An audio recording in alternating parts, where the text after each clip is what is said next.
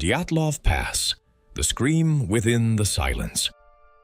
This is a story that reminds us how small humans are against nature, in a geography where winter shows its harshest face. The year is 1959. Deep within the Soviet Union, in the northern Ural Mountains, a place barely found on a map, Dyatlov Pass. But back then, this pass had no name. Not until 9 people went there and never returned. The last days of January. Under the leadership of Igor Dyatlov, 9 experienced hikers gather. They are all young, intelligent, and people who love challenging nature.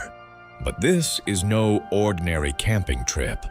Their goal is to complete a Category 3 winter trek, the highest difficulty level. This is one of the most prestigious levels a hiker could reach in the Soviet Union. Among the group are engineers, students, and even a radio technician. Each is accustomed to the cold, the hardship, and the solitude. But none of them are ready for what they will encounter. Traveling by train and truck, the group reaches the village of Vijay, the last settlement. This is the final stop for humanity before nature takes over. Before leaving, Dyatlov makes a promise to his friends. If everything goes as planned, we will be back by February 12th. But nature does not care about plans. One member of the group, Yuri Yudin, is forced to turn back at the beginning of the journey due to health issues. This decision would save his life.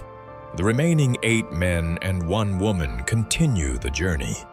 Yudin is the last person to see them alive, and for years he would ask himself the same question. What if I had gone too? The group keeps diaries and takes photos along the way. These records are the only things that allow us to understand their final days. Smiles, jokes, footprints moving through the snow. Nothing hints at the approaching catastrophe. But on February 1st, 1959, everything changes. That day, the group deviates slightly from their planned route. The weather worsens, visibility drops, and Dyatlov decides to set up camp on an open slope instead of descending into the forest. This decision becomes the end of them all. The tent is pitched. There is no fire. The wind is fierce. Night approaches. And then, the unknown. What happens from this point on is only speculation. But the evidence tells a terrifying story. Around midnight, the group panics for some reason.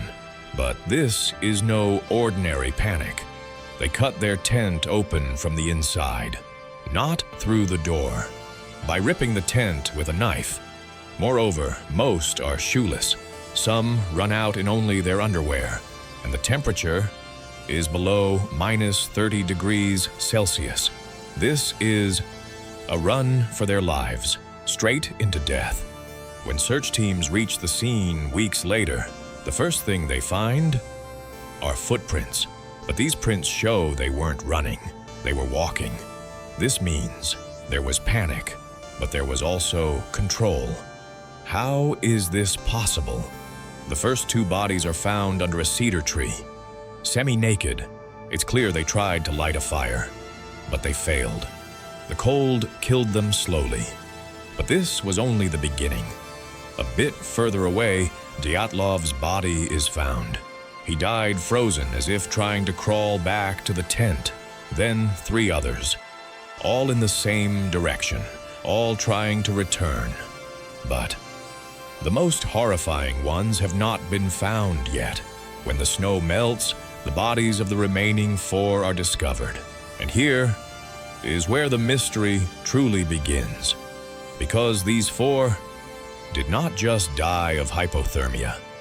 One has a fractured skull, another has a crushed ribcage, but there are almost no external wounds on their skin. It's as if they were crushed from the inside, like a car accident. But there was no car. The only female member of the group had lost her tongue, and her eyes were gone. Similar parts were missing from some of the other bodies as well. Was it animals? Or something darker? High levels of radiation are detected on some of the clothing. This raises a new question. What was out there? Many theories have been proposed over the years. Avalanches, military experiments, secret weapons, UFOs, paranormal entities, but no theory can explain every single detail. Modern research suggests the most likely explanation is a small but deadly avalanche. But even this doesn't explain everything. Why was the tent cut from the inside? Why were some semi-naked? Why were there such heavy internal injuries? The case was closed. Death caused by an unknown, compelling natural force. But this actually says nothing at all. Today, that pass is still there, cold, desolate, and silent. But when the wind blows, some say they can still hear the screams of that night. The Dyatlov Pass Incident is not just a tragedy. It is a reflection of the fear humanity feels toward the unknown.